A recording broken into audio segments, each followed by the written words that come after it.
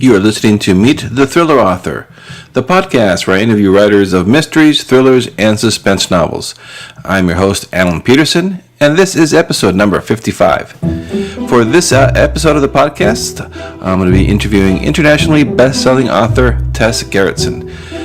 Tess Gerritsen took an unusual route to a writing career. She's a graduate of Stanford University, and Tess went on to medical school at the University of California in San Francisco, which is about a few miles from where I'm recording this right now. And she was awarded her MD at UCSF, and it was while on maternity leave from her work as a physician that she began to write fiction. In 1987, her first novel was published, Call After Midnight, a romantic thriller, which was followed by 8 more romantic suspense novels. She also wrote a screenplay, Adrift, which aired as a 1993 CBS Movie of the Week starring Kate Jackson. Tess's first medical thriller, Harvest, was released in hardcover in 1996, and it marked her debut on the New York Times bestseller list. After several best-selling standalone medical thrillers, Tess Gerritsen created one of the most memorable teams in crime fiction: Boston PD, Jane Rizzoli, and medical examiner Maura Isles, which inspired the hit television series Rizzoli and Isles, starring Angie Harmon and Sasha Alexander. Gerritsen returns with her highly anticipated new novel, I Know a Secret, which is now available. I've now read 2 chapters. It's starting out great, so I'm looking forward to getting back to reading that after I record this intro. It's an edge of your seat read and a crime case steeped in unsettling rituals. I Know a Secret is classic Gerritsen. It has authentic medical details. It's been a gripping read with characters that you care about. It's a continuation of her Rizzoli and Isles series, so I was very excited to have a new Rizzoli and Isles book out. Publisher Weekly has dubbed her the medical suspense queen, and so I'm very excited to bring you this interview where we talk about her writing process, the hit TV show that ran for 7 seasons based on her characters, about her Inception-like cameo on Rizzoli and Isles, and a lot more. So stay tuned for episode number 55 with Tess Gerritsen.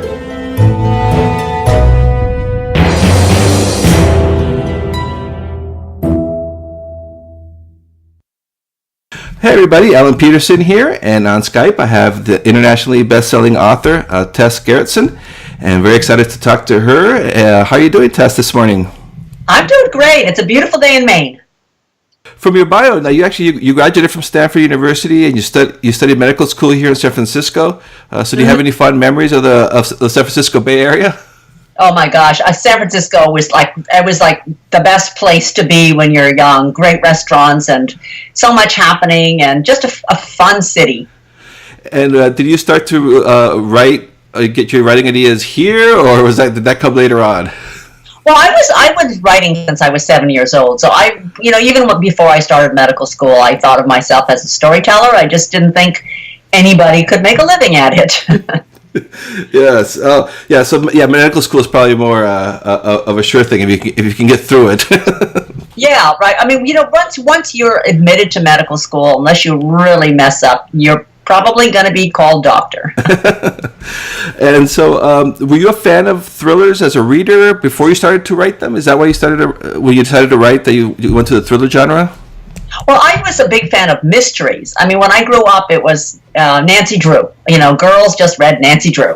And then I also loved gothic suspense, which is usually, a scary house and a woman trapped there. And so I think I was always attracted to murder mysteries. I just didn't really think of myself as a thriller writer until I wrote my first medical thriller. Yeah, and you started with romantic thrillers. I saw that in your bio. I didn't know that.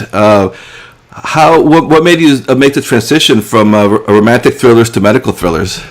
So I was doing romantic thrillers because one of my patients introduced me to the romance genre, and I really enjoyed reading romantic suspense. So of course, you write what you love to read, and I did 9 of those.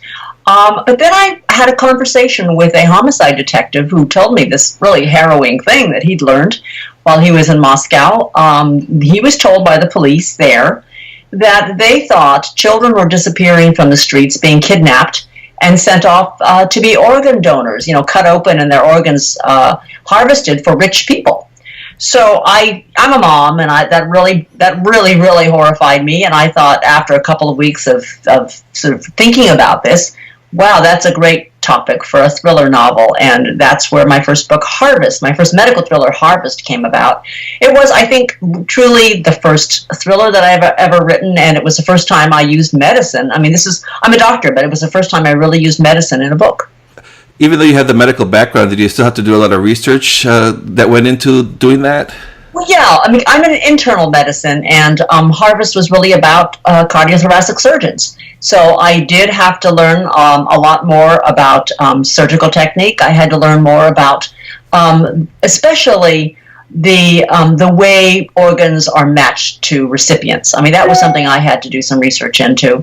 But a lot of the medicine, of course, I already knew. It's funny that I had not used medicine. I used to think that medicine was kind of not all that interesting, but that's because I did it every day. Yeah.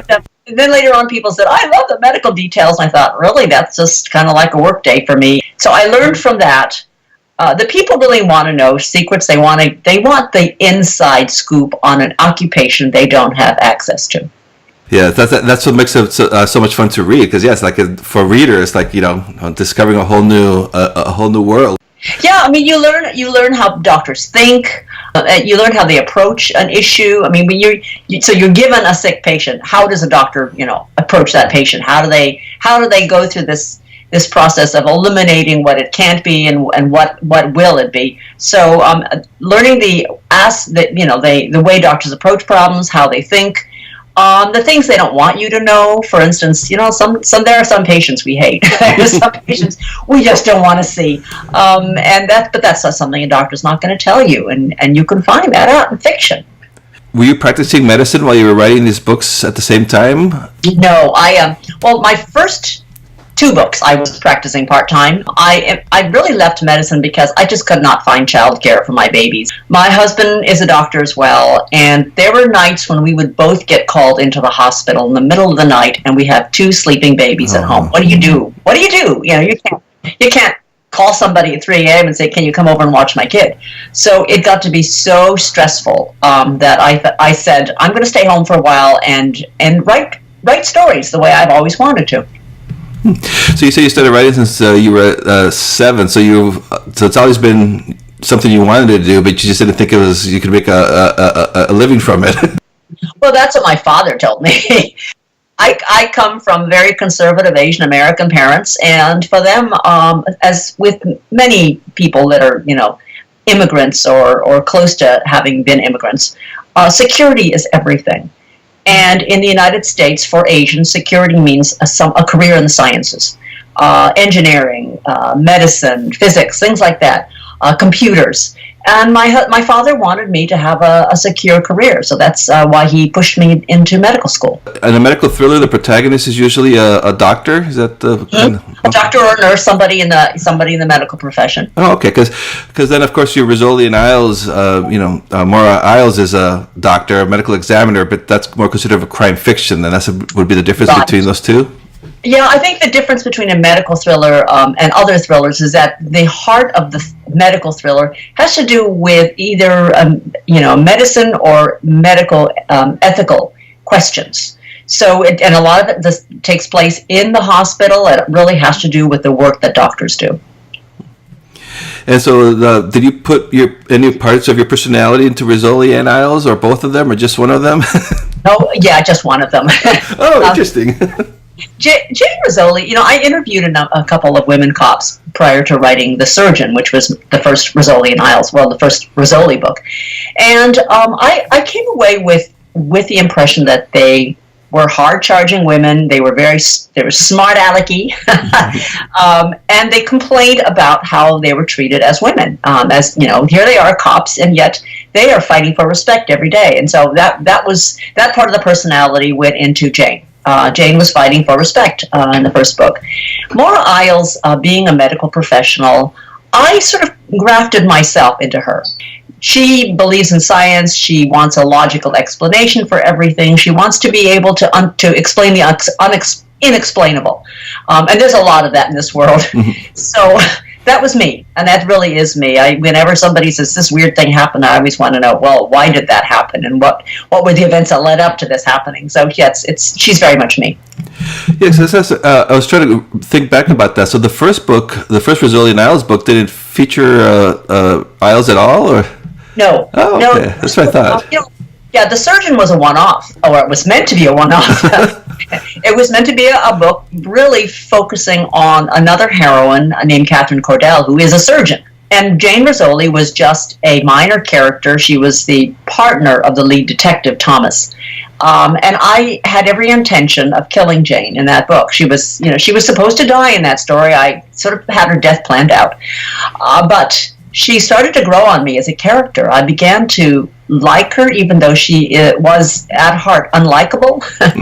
And by the end of the story, when she was supposed to die, I couldn't do it. She survived me. And I thought, well, what happens to her next? She's so interesting. What happens to this prickly, hard driving woman? And so I wrote the second book, which was The Apprentice. And in that book, I introduced a secondary character. Maura Isles was just a medical examiner, and eventually, after 12 books, they become really close friends. Yeah, that's an aspect that I really enjoy of your books is the Rizzoli and Isles books is how they get along and how it's changed through the books. But I remember reading it, and it was so cool because like Dr. Isles would explain things or describe things in very medical terms, and then Rizzoli would translate it for us in US Right. in street English. Right, because you just had two doctors talking in real life. You wouldn't understand if you heard of what they say. So Jane is sort of the every person. She's the she's the reader. She wants a translation. So now with the TV show, of course, now whenever I'm talking about that, I just see the two actresses. How did that whole process work out? I mean, was it from the time that Hollywood came knocking on your door till it was on TV? Was it a pretty fast process, or did it take for a long time? It was a pretty fast process. Now I have I've sold stuff to Hollywood before. I think I've sold three other properties optioned them off. I sold two and I optioned one, and nothing ever happened with those stories. So I had gotten a pretty jaded view of Hollywood buys your stuff and then they go away and you never hear from them again. So when the book rights, the TV rights to Rizzoli and Isles were first optioned, I cashed the check and forgot about it, and I never really thought anything would happen. But a year later, they had a good script. They cast Angie Harmon as Jane Rizzoli, and it was like, rails. That thing just went on, and it became top rated on TNT. And I was really sort of, my head was spinning by how fast, once it started happening, how fast it did happen. Yeah, and it went with like 6-7 years. It ran over 100 episodes. Seven seasons. Seven seasons. That's amazing. Yeah, and it was such a great show. And it went out number one. I mean, it went out at the top of the ratings, and it was by every measure, it was a really big success as a TV show. Yeah, it was a great show, and I was a fan of Angie Harmon from her Law and Order days too. So I remember when it came on, I'm like, I'm going to watch that. And then, So, and I hadn't at that time I hadn't read your books yet. So and then I went back and started reading your books. I'm like, hey, these are great. And I mean, they did a great job. The actresses did, but the characters in your books were a little, there was a little more different nuances. But after a while, once I started reading them after the show, I just kept seeing the actresses. I know that. Unfortunately, there is a disconnect between the way Jane looks in the books, which is very ordinary, and she's short and she's not attractive, and then we have Angie Harmon playing her on television. So that was that, and then the same thing with Maura Isles. She's very different from the way she looks in the books, and I know some people have a hard time flipping back and forth, but I wanted to be very certain that my story stayed the way I first described them, because there are many readers who will never watch TV, and I didn't want to confuse them. I must have missed this one. That you had a cameo on one of the episodes? I did. The last season, it was really funny because I knew that it was ending. The showrunner emailed me and said, "Would you want to do a cameo?" I said, "Okay." I mean, I was a little nervous, and the part they wrote for me was so funny. The way the story it was moving is that Maura Isles is thinking of leaving the Emmys office and becoming a crime writer. So she goes to a convention of mystery authors, and there I am. And they ask her, hey, you want to meet Tess Gerritsen? She's a really well-known mystery writer. So yes, I play myself in this cameo, meeting my characters. It's really this, a story within a story. Yeah, that's like a Inception kind of a thing. Yeah, it is. The character that you created is asking you about writing, and then you're going to write her later on. Well, let me tell you that there's a twist of the Inception thing, which is I'm writing a crime novel now, which is not Rizzoli and Isles, and I'm thinking of publishing it under the name Maura Isles. So, oh, yeah, that's a great idea. Now, yes, the TV character has become a crime writer, and now she's writing books, and I don't even have to change the author bio because it's pretty much a retired doctor that writes in Maine. Yeah, that'd be a lot of fun. I've seen those, I can't remember Angela Lansbury's character on Murder, She Wrote, but I've seen her name on books. Right, that's right, yes. Yeah, Jessica Fletcher. Right. Yeah, that'd be great. So that's what you're working on now. And then your book, your latest book is a Rizzoli and Isles. I Know a Secret. And I just started reading it. I'm only on 2 chapters. I don't want to give too much away on that, but a lot of it's happening, especially on a personal level for Dr. Isles. Can you tell us a little bit about the plot and how you got the idea for it? Well, way back in Body Double, which was book number 4, Maura Isles, who was an adopted baby, finds out about her birth parents. Her birth parents have always been a mystery to her, and now she finds out who her mother was or is. And it's a horrifying discovery because her mother was a murderer. She was a serial killer, and she's now serving lifetime sentence in prison. So Maura's relationship with this woman named Amalthea is really this mixture of, oh my God, that's my DNA in this woman, and oh my God, what does this mean about me? What kind of monster blood do I have in my own veins? So she finally sort of disconnected herself from this woman because she realized the woman was evil and manipulative, and she hasn't seen her in a couple of years. But now her mother is dying of cancer. So Maura feels this is her last chance to say goodbye to this woman, even though she despises her. And when she goes to see her in the hospital, her mother is still up to her old tricks and is manipulating Maura again and telling her, I know things that you don't know yet. You're gonna find another one. And Maura has no idea what this means, but pretty soon there is a dead body, and she wonders how much her mother knows. Are you going to have more Rizzoli and Isles in the future, or what do you?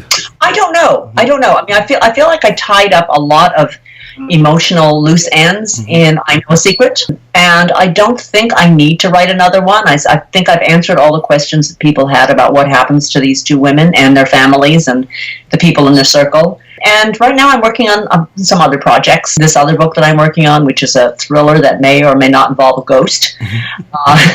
I'm doing a documentary film with my son about, this is weird, about the long history of pigs and humans, that relationship. Oh, yeah. The animal, the pig. And I'm working on a possible new television series, which I can't really talk too much about, but let's just say it's looking really good. Oh, that sounds like a lot of fun. Yeah, you got a full plate. Yeah, and here, I thought I was retiring. In fact, I didn't sign a new book contract because I thought I wanted to go into semi-retirement, and it's not working out that way at all.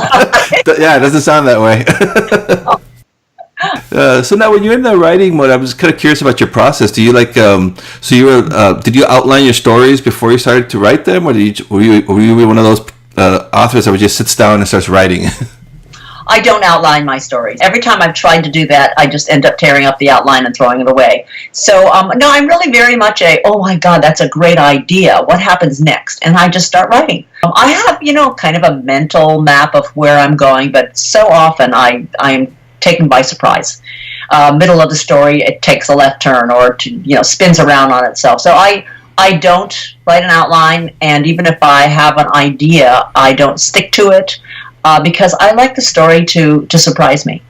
Do you write in the same spot, like a lucky spot, or is it just like an office, or? Yeah, I have an office. It's in my house. It's over the garage, and it looks out over the ocean, so I can't ask for a better spot. Oh yeah, it's good spot to get some good inspiration going.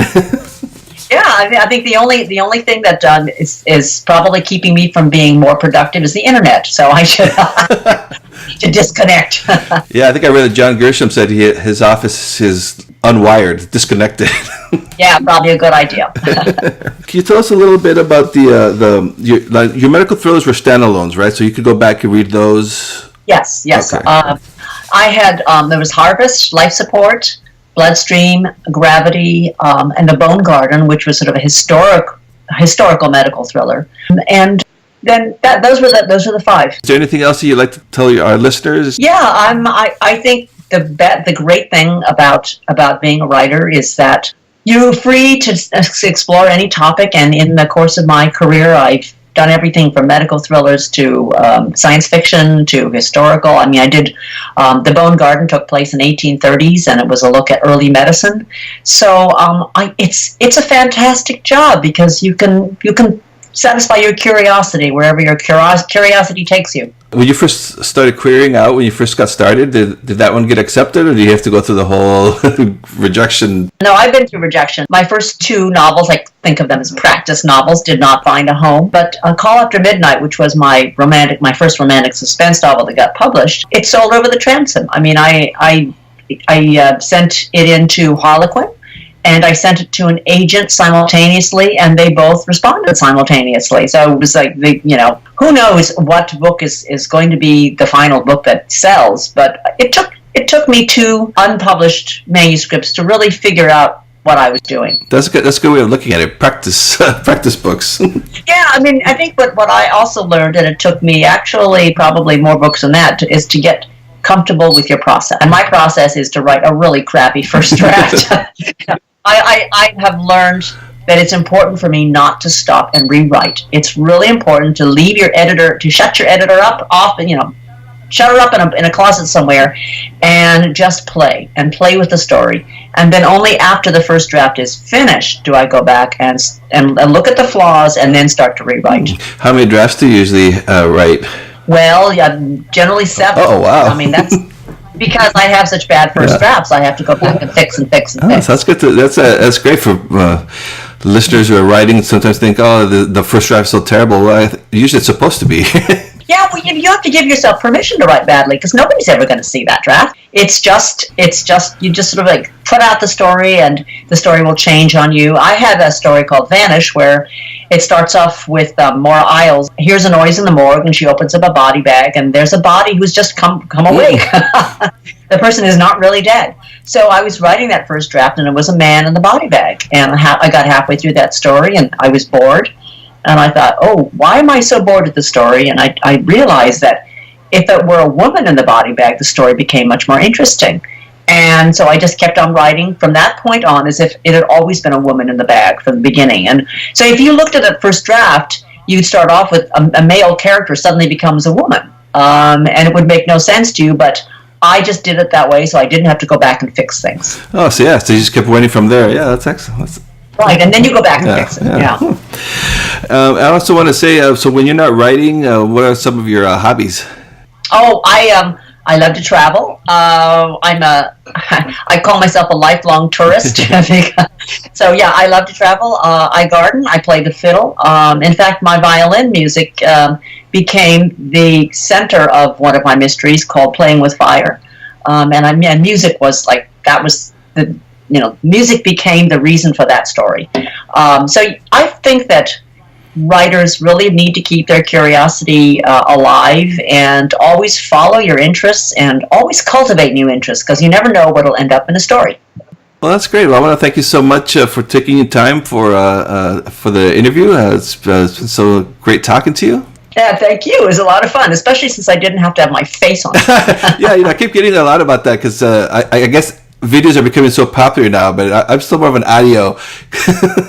Yeah, well, I like not having to get made up and dressed up for this. I mean, you have no idea what I'm wearing right now. So. Well, I'm glad you could do it in a more comfortable interview setting then. All right. Well, thank you so much. I really appreciate it, and looking forward to your new projects. Well, thanks a lot. Bye-bye. For more information about Tess Gerritsen, head on out to her website at tessgerritsen.com. You'll find information there about her books, her background, her film and TV projects, and a lot of great stuff over there on her website, including an excerpt of her newest book, I Know a Secret, which is the Rizzoli and Isles novel that we talked about during this interview. If you head on out to tessgerritsen.com, you can read an excerpt from I Know a Secret right from her website. Now, the book is, of course, available everywhere where they sell books, Amazon, Barnes & Nobles, iBooks, Target. And it's available, of course, in print as well as digital versions. So whichever way you prefer to read nowadays, you can have your way. And she's also available on Facebook and Twitter. If you go on those sites, look her up by her name, Tess Gerritsen, you'll be able to find her. And I'll have links to all this on my website. But if you're listening to the podcast, don't want to go over to my website, just type in tessgerritsen.com in your browser and you'll be there. I do want to ask you to please, if you have a moment to rate and review this podcast. It's a great way of getting the word out about the podcast, because that's what especially on iTunes, which is the biggest podcasting directory, and that's how you get better placement on their podcasting directory if the more reviews and ratings the podcast has. So it'll only take a minute or two of your time to go over there and just hit the rating or do a little review. Would be much appreciated. So thank you for listening to this episode of Meet the Thriller Author, and until next time, I'll talk to you later.